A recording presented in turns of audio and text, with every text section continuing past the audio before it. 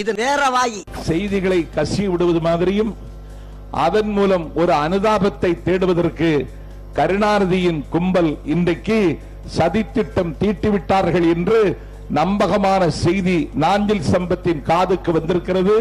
அதை உங்களிடத்தில் நான் ரகசியமாக சொல்லி இருக்கிறேன். இதை நீங்கள் யாரிடமும் சொல்ல வேண்டாம். வீட்டுக்கு விட்டு மழை நீரை சேமிங்கள் திட்டம். வீட்டுல நாங்க சேமிக்கிறோம், நாட்டுல நீங்க எவ்வளவு சேமிக்கிறீங்க? இல்ல, என்ன சேமிச்சிருக்கு? இது சென்னை தலைநகர், தலைநகர், தமிழ்நாட்டின் தலைநகர். தலைநகர்ல ஒரு அடிப்படை கட்டமைப்பு இல்ல. கழிவு நீரோட காவா, மழை நீரோட வாய்க்கா இல்ல. எல்லா காசையும் வாய்க்கல போட்டா எங்க உனக்கு வாய்க்கா இருக்கும்? எங்க வச்சிருக்கான்? அடுத்து ஜெல்ரா பிரச்சனை வரும். படிப்படியா கொள்ளையடிப்பு, படிப்படியா நீங்கெல்லாம் அம்மா படிப்படியா குறைக்கிறதா ஆத்தா குறைக்க மாட்டாங்கடி. நான் அதை திமுக என்று சொல்வதே கிடையாது. அது காக்குமுக, கருணாநிதி குடும்ப முன்னேற்ற கழகம்.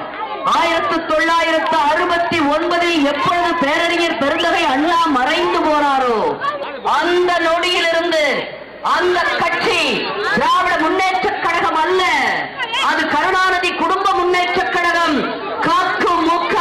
ஏமாந்தது போதும். நீங்கெல்லாம் உங்களை ஏமாளிகளா வச்சிட்டு இருக்காங்க. உங்க பிரச்சனை என்ன? ஒரு வசனம் பேசினா கை தட்டிட்டு ஏமாந்துறீங்க, நடிச்சா ஏமாந்துறீங்க, பாட்டு பாடினா ஏமாந்துறீங்க, வேஷம் போட்டா ஏமாந்துறீங்க, அடுக்கு மொழியில பேசினா ஏமாந்துறீங்க.